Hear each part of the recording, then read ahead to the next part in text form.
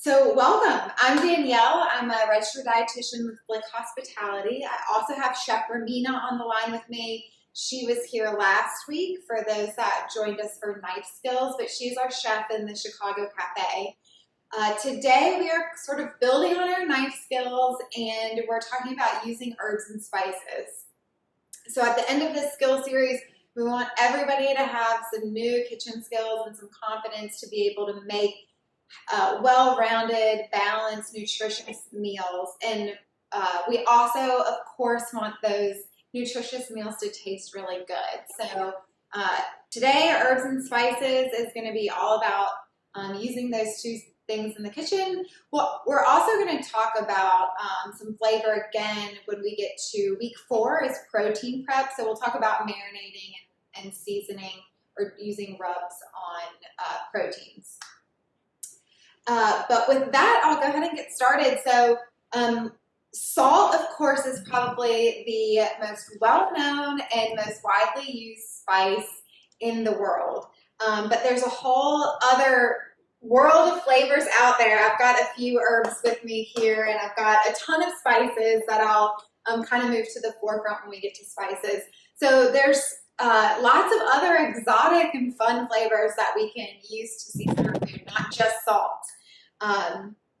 So these can obviously help make our meals more exciting, introduce us to new cultural cuisines, which is great.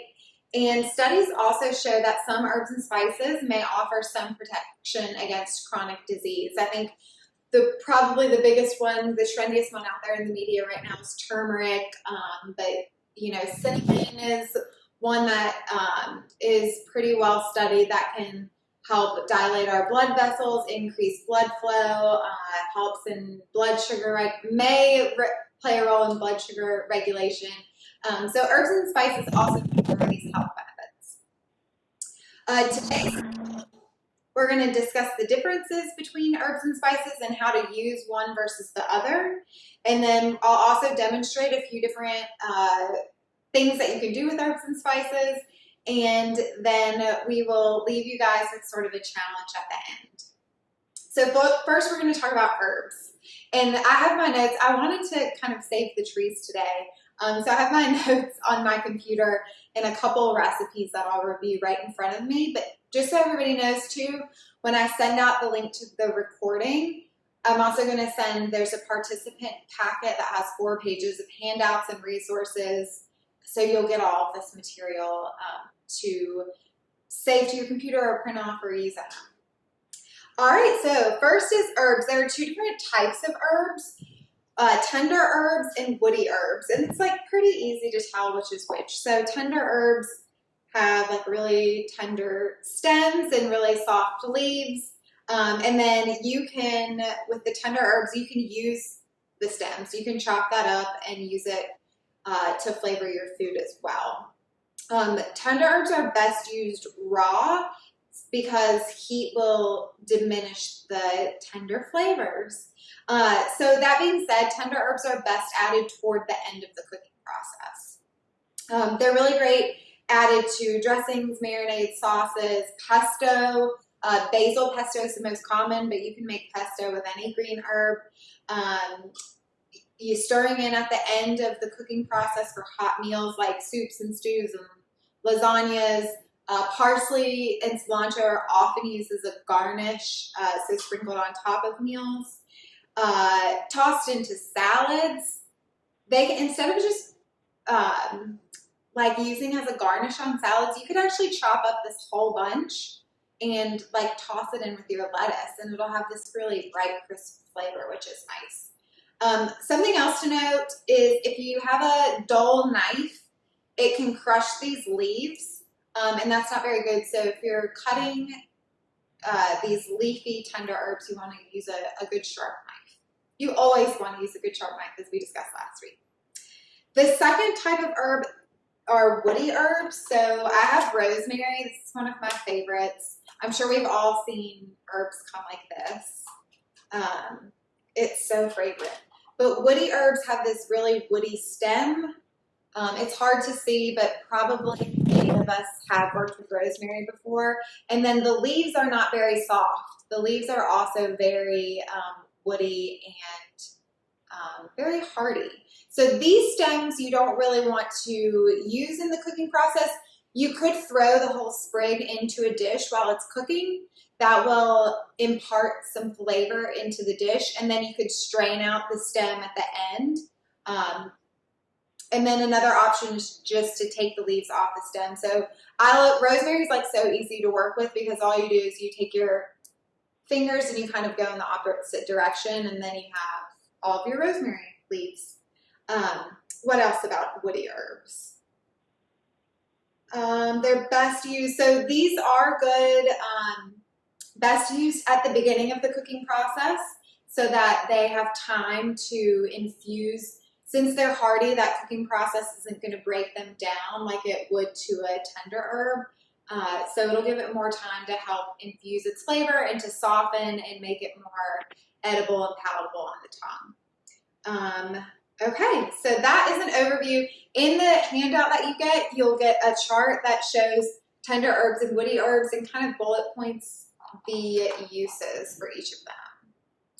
And then I'm gonna demo storing some herbs. There's a couple different methods, but before I move on to that, if there are any questions, or if Chef Romina has anything to add, I'll pause here for a minute.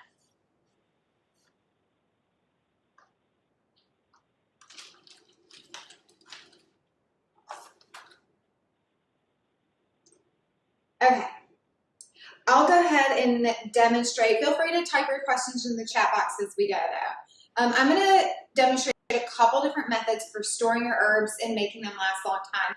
We often get herbs. This is only a half bunch of parsley because I already made half of it into something else that I'm going to show you in a few minutes. So we normally get 2 to 3 times parsley when all we need it for a recipe is like 2 tablespoons.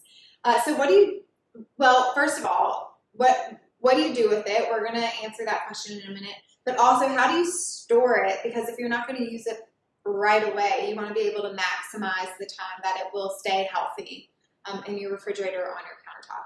So the first method is the planting method.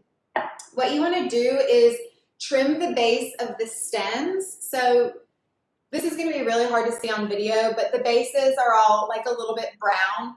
That's where they're starting to kind of turn a little bit from the bottom up. It's just like if anybody gets a lot of flower bouquets, you're supposed to, once you take them home, you should trim the ends before you put them in water. And then every day or two, you're supposed to take them out, trim the ends, refresh the water, and then put the flowers back in the base. So it's exactly the same thing with these herbs. So I'm just going to trim the ends off. I'm going to put out, we don't want our leaves to sit in the water because that's going to make spoilage occur quicker. So I have about 1 inch at the bottom here of stem before I get to the leaves. So I'm going to put about a 1/2 inch water into this jar.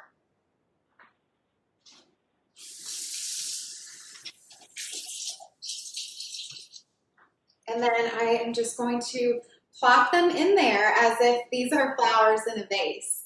So that's super easy. You can now put this in your refrigerator. You could also store it on the countertop.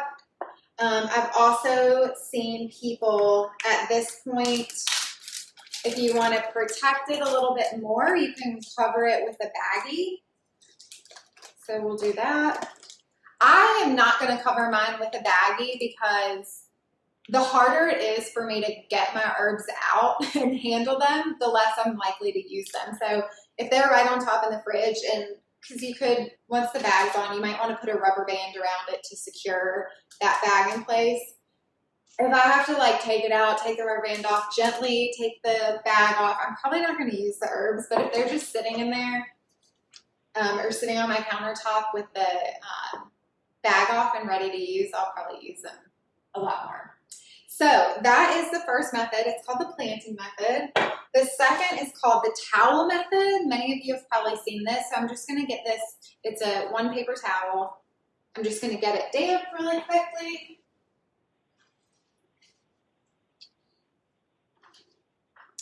And then for the towel method, you just wrap your herbs in there. So I'll take this rosemary, put it right in the middle.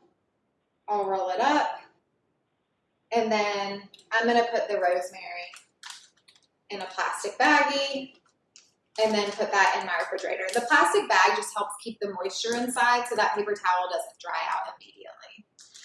So that'll help keep, both of these methods will help preserve your herbs and keep them fresh a little bit longer, extend their life, if you will. Any questions about preserving herbs?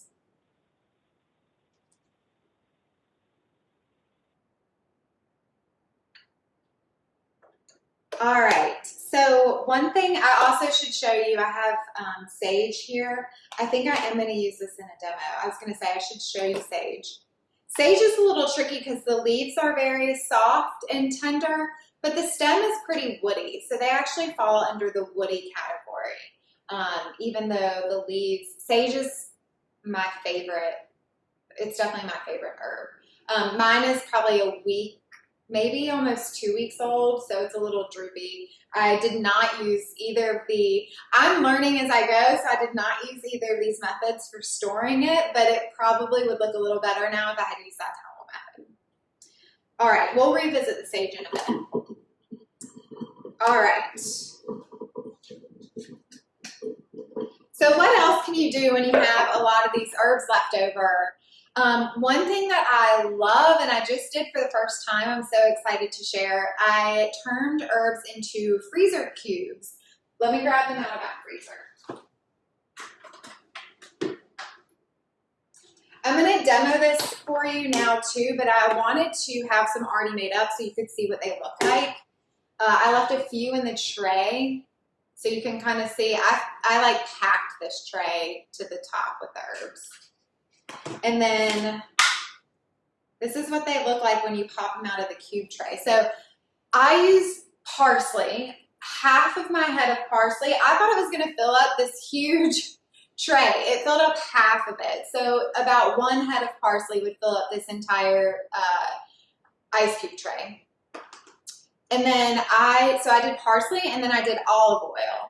And so now what I would use this for is when a recipe says heat a tablespoon of olive oil on the stove over medium heat, and then you're going to use that warm olive oil to saute vegetables or pan-sear a piece of chicken breast.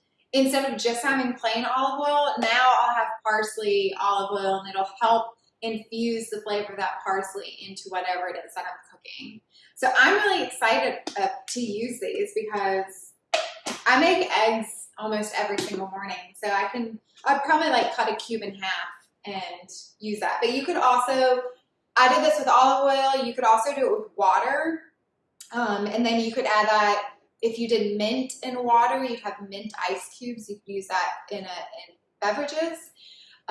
You could also do any sort of herb and water. You could combine different herbs if you want to do a combination. You could put minced garlic in here. You could put lemon juice in here. And then you could use it if you're making any sort of like a tomato sauce or any sort of sauce, really, a curry. If you're making sauteing maybe ground turkey, you're making lasagna, a soup, a stew, any of those sort of things that you're doing on the stove. It'd be really easy to pop some of these in and add a little bit of flavor. If Ramina has any other ideas to add to that, feel free. I'll keep this out because... Hi, Danielle. Okay. Sorry, can you hear me? Yeah. Sorry, my call dropped, so I'm back on now. I have lots of questions for you if you have a few minutes now, and I'll try to answer some of them as well. So are you going to touch base on any of the herbs using dried herbs instead of fresh herbs? I am. I'm going to talk about that when I get to spices, actually. But okay, and would you freeze the herbs in butter, oil? I think you just touched base on the olive oil. Would you freeze it in butter, oil, or water? Yep, so water, yes, you could absolutely use water. You'd want to add that to a dish that's already going to be sort of liquidy. So like a soup or a stew or a sauce would be a great choice if you did this with water. And then butter, I'm going to actually demo some butter. So stay tuned. Where's my rosemary? But I'll demo this. You can keep the questions coming, Romina, while I make some. So along the line of freezing, how long will the freezing method last? And is there a time frame to discard the herbs after freezing them? Let's see. Freeze for up to 6 months. That's what I just read that off the recipe. The recipe card that one of my colleagues created. What would be the ratio when you're freezing the herbs? Ratio between the oil or the butter to the herb? Perfect. So I will answer that. I'm going to fill my cube trays. I'm going to fill my little cubes up as high as I can with the herbs. And then I'm going to pour enough oil or water over just to cover it. So you could see, I already put them back in the refrigerator or the freezer, but you could see that these are pretty like chock full of parsley. I mean, they're pretty green. So you can see I put a lot in there, but I'll show you as I go.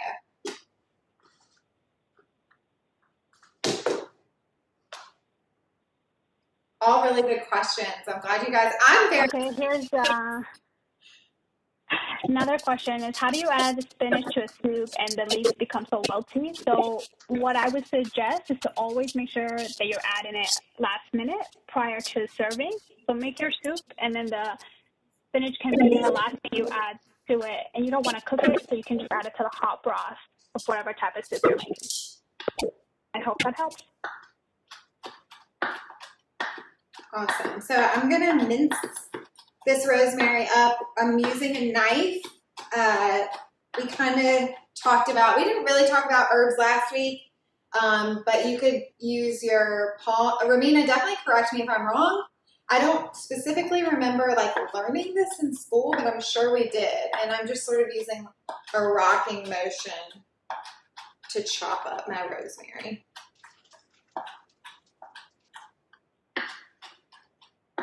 Okay, so you can chop. I have a couple of more questions, Danielle. Love it. Okay, so when you're freezing the herbs and then you're taking them out to use, do they come out mushy or they retain the shape and the structure as they went in? Yeah, that's an excellent question. So anytime you're freezing fresh herbs, they are not going to unfreeze with the same texture. They will be mushier. So this is a really good method to use with those woody herbs, although I did use parsley. But keep that in mind. It's not going to hold that same structure in the dish and like look really beautiful. It's more so a function to give flavor. Okay, so I wish my ice cube tray was white. I ordered this with my Instacart groceries, and they gave me a blue one. Okay, so you can see this is my fresh rosemary in here. You can chop it as fine as you want or leave it as large as you want. That part is up to you. I'm going to pour olive oil into each of these three just until I can see it rise above the rosemary. I don't want it to be too oily. And you guys, I know you can't see from this angle, but I'll angle it downward in a second. Oh no. I have one more question while you're doing that, Danielle. Okay. You showed us the planting method. So how long would you say the planting method lasts when you store them in the fridge? Oh man. I don't really know, to be honest. Romina, do you have a good idea of how long herbs? Yeah, so I would say about 10 to 2 weeks, up to 2 weeks. You can definitely, depending on the herb, some herbs are a little more fragile than others, like the softer herbs. But you can get about 10 good days to almost 2 weeks. Perfect. Okay, so I'm just using a fork now to press the rosemary down and compact it a little bit. But you can see I didn't fill the ice cube all the way. I just filled it just until there was like a 0.5 millimeter of oil visible over the top of this rosemary. Okay, so now I'm going to pop that in the freezer, but leave it in the freezer overnight. They were like really more difficult to get out than ice cubes, so I had to set this tray on top for about 10 minutes before I could pop them out. And then some of them came out super easy. Some I just had to use a knife to kind of cut around the outsides, and then after that, they popped out really easily. All right.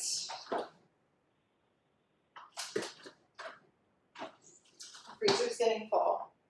I thought this demo, I thought it'd be like 15 minutes today's class and then we'd be done, but I haven't even gotten to herbs or spices, and we only have 10 minutes left. So I'm not going to demo the whole making of butter, but herb butter, it's also called compound butter. You can use any sort of flavor combination that you want. I'm going to cut up some sage. I'm trying to determine if we have time at the end, I'll come back and demo the herb butter for you. But basically what I am planning to do, and you guys will get the recipe in your packet, is I am going to sort of chiffonade this sage. We demoed a chiffonade last week and learned about that. But basically just cut the sage into really thin ribbons.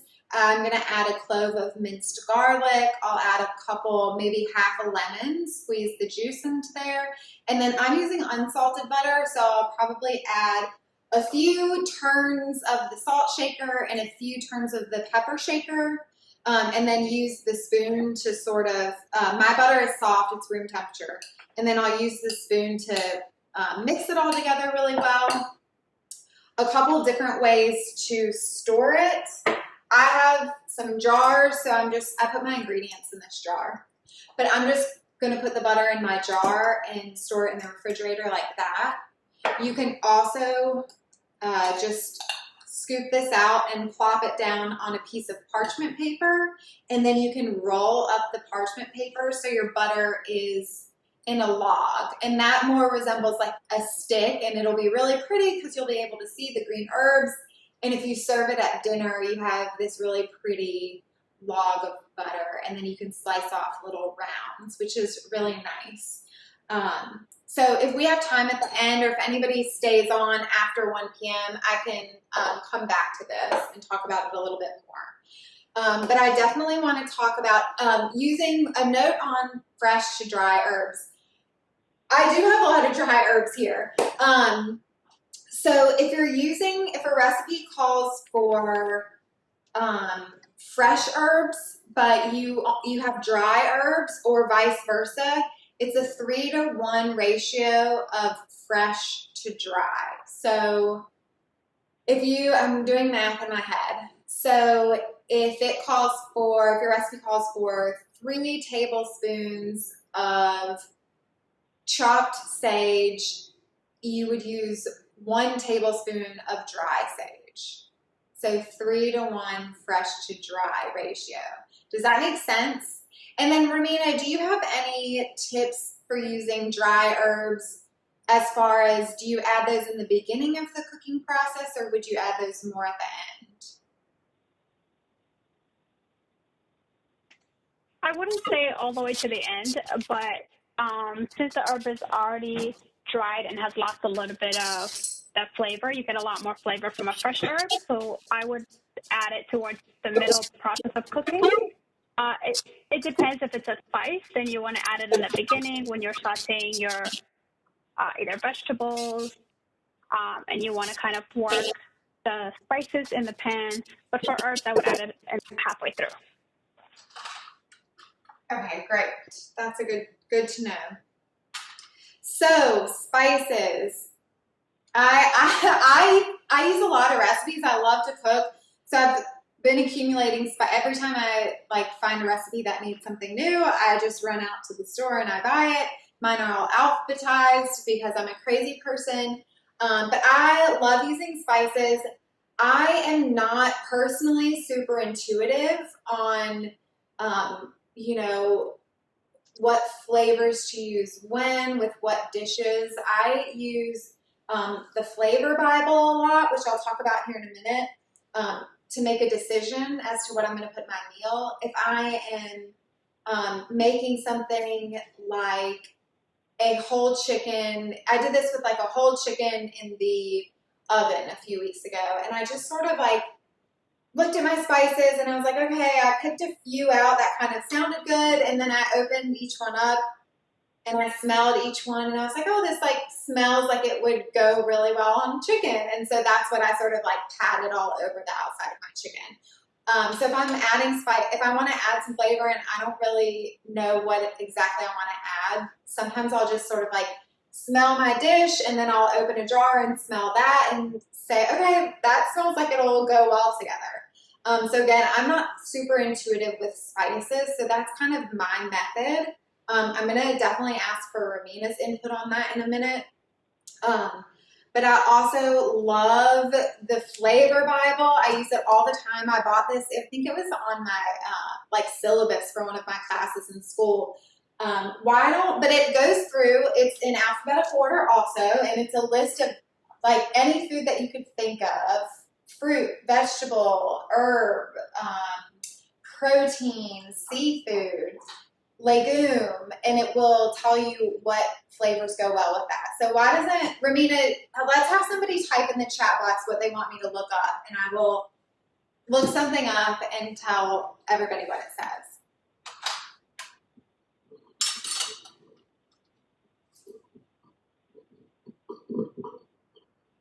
So we have turmeric. Turmeric. Let's do, okay, we can look at turmeric.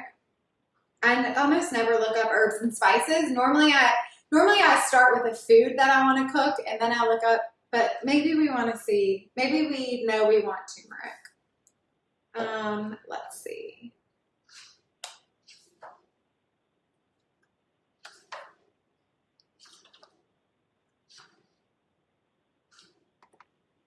We have turmeric, smoked paprika, saffron, cardamom. Okay, we'll just do turmeric. So it has a long list. Turmeric is about half of this page, so I'm obviously not going to read them all, but it does this great thing where it tells you flavor affinities, so it'll give you combinations that go really well together. And then within this list, it'll also bold anything that pairs like particularly well. So it says turmeric is year-round. Its taste is bittersweet and pungent. Its function is to give food a little bit of heat. Its weight is light to medium, meaning that it's like a light to medium strongness in your dish. And then the bolded items that it goes really well with: chicken, Indian cuisine, fish, Moroccan cuisine, mustard, and rice, and Thai cuisine. And then, so I won't read the rest of the list, but then it'll say flavor affinities, and it'll say, so this combination works really well together: turmeric, cilantro, cumin, garlic, onion, paprika, parsley. And then the second one it offers is turmeric, coriander, cumin. The first one is sort of like a Moroccan flavor, it says, and the second one is more of like an Indian flavor. So you could do that. You could also do like, okay, it's on the same page. So normally I start out with a food. So let's say I'm making turnips and I want to know, oh, what should I season my turnips with?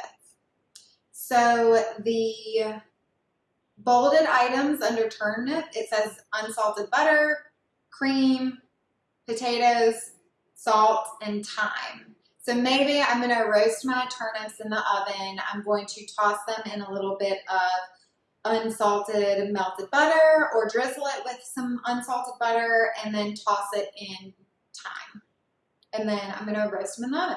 So that's sort of how I use herbs and spices when I cook. But Ramina, if you have any tips for like picking out what you're going to season your food with, I'd love to hear them.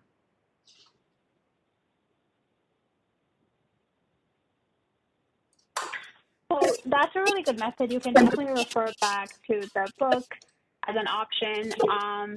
For me, because I have been obviously cooking with many different spices and seasonings for a long time. So a lot of the non recipe items will be just based on flavor, based on like I know what goes with what, and just kind of your taste buds. Make sure that you're tasting along, and that you like those flavors.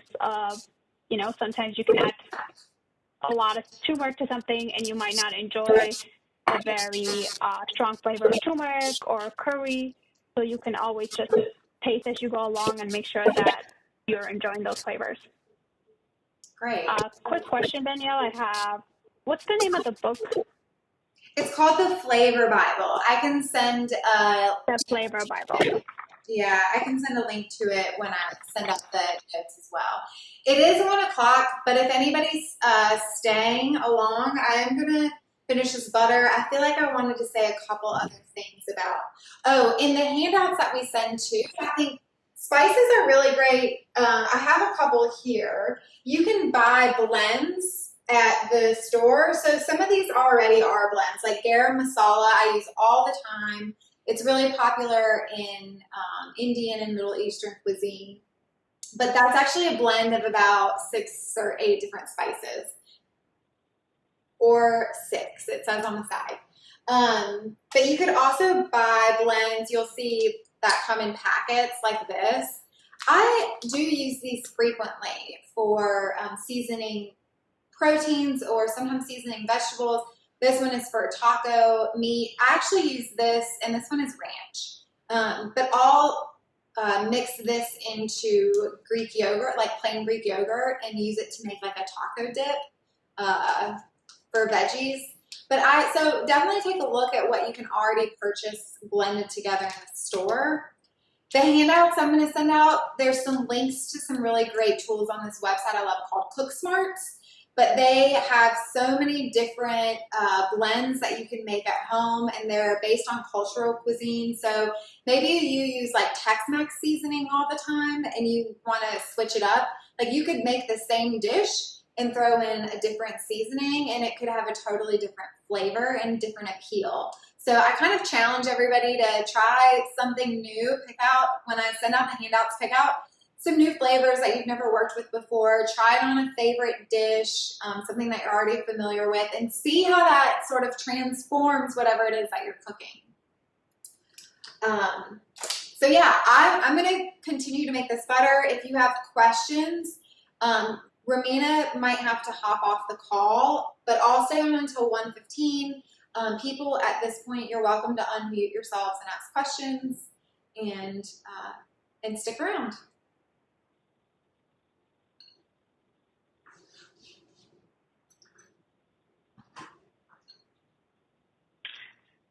Hi, Danielle. Just one last question before I go. Can you touch base again on the ratio of the dry to fresh herbs? Yeah, so it's 3 fresh to 1 dry. So I use the example of, let's say it calls for 3 tablespoons of parsley, and you only have dry parsley. You could use 1 tablespoon of dry parsley. 3 tablespoons, that's not a great example because not a lot of recipes call for that amount. Most will say like a 1/4 cup. So then what I would do is I would take a 1/4 cup measuring cup and I would fill it 1/3 full. So basically a third. You use the 1/3 of the amount. So if I needed a 1/4 cup fresh, I would just fill this up 1/3 of the way with dry and add that to my recipe.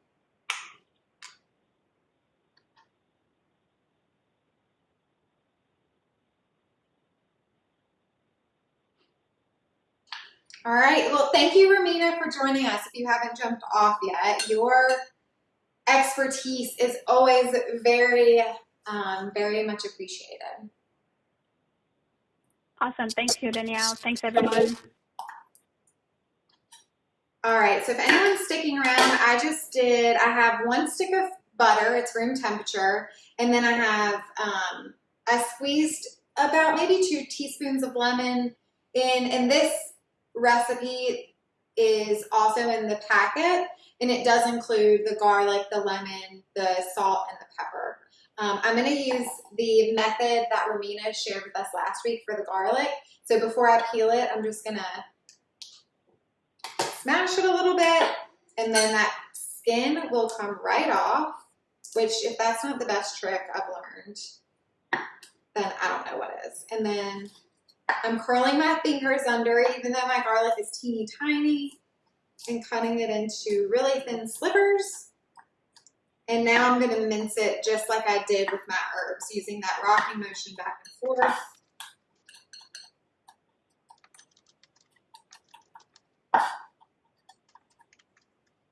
All right. This smells good. And now I'm going to have to go buy a good crusty loaf of bread to slather my butter on when I'm done. All right.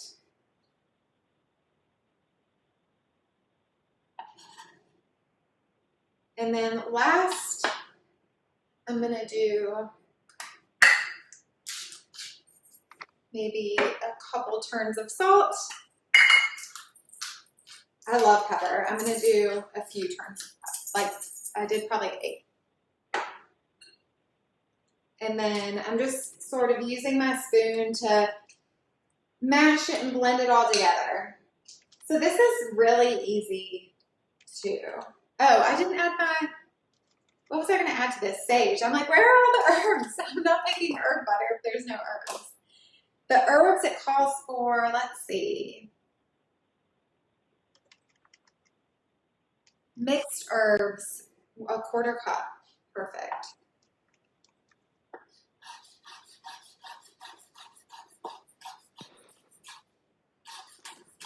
Hey, Danielle, are you using a salted butter or an unsalted butter? That's a good question. I almost primarily use unsalted, but you could use either. If you used salted, I would probably not add additional salt. I do a lot of baking, and so I like to keep unsalted butter around because recipes normally call for unsalted butter and then adding a half teaspoon or a teaspoon of salt. But that is really a personal preference.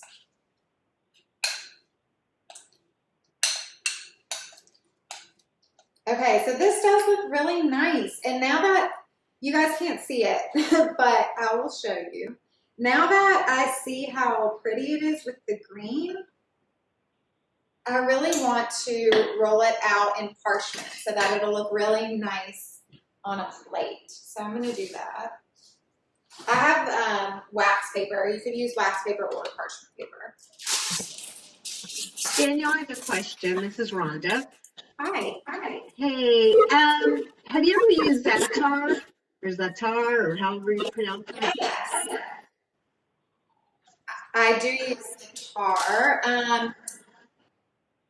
What do I use it on? I bought a cookbook a few years ago called Jerusalem. And so after that, so the recipes are like Middle Eastern, Israeli flavor. So it uses a lot of Zatar, a lot of sumac, which was one that I had to like order it from a specialty store. And I didn't know how much I was ordering, but I got a lot. So I use that a lot if I'm doing, like sometimes if I'm roasting chicken or even like mixing, those are two that I really like mixed into turkey burgers. So like ground turkey. And then anything, they pair really well with lemon. So like Mediterranean food is really good with Zatar. I assume you were going to ask how do you... I'm sorry? I assumed that you were asking how do I use it, but Yes. Okay. Yeah. Well, I just, I don't know, where do you live? I live in Chicago. Okay. There's a store in Dallas called Penzies, Oh, And I don't know if they may be a franchise or I'm not sure if they're a corporate store, but you can also order from them. And fancy spices. yeah, so I just bought a whole bunch, and so I'm like, I can't wait to use them. And now I'm like, I don't know how to use them. Yeah, that's a really great cookbook. It's written by Otto Lang. I don't know if I pronounced that correctly, but I think that was his first or second. But he's got like 2 or 3 cookbooks out, and they're all very good. They have a lot of pictures. I'm very visual, so I love that. But yeah, it's a lot of Middle Eastern, like Mediterranean type flavors. Very cool. I appreciate that. And, I love these classes. They're awesome. We sit there. My husband and I are eating lunch as we're watching this. So That's I'm waiting for the tasting portion of the meeting. sorry, I missed that. What'd you say? I'm waiting for the taste testing portion of the meeting. I know, wouldn't that be nice? So far, I haven't really made much, but I could taste the test for you. I can't even taste this on behalf of you guys. But wouldn't that be great? One day we'll be doing this all back in person again, which will be so nice. that will be. Except you're in Chicago and we're in Dallas. Well, I used to travel often, so I'm hoping my travel will be reinstated and I can do some Oh, cool. in Dallas.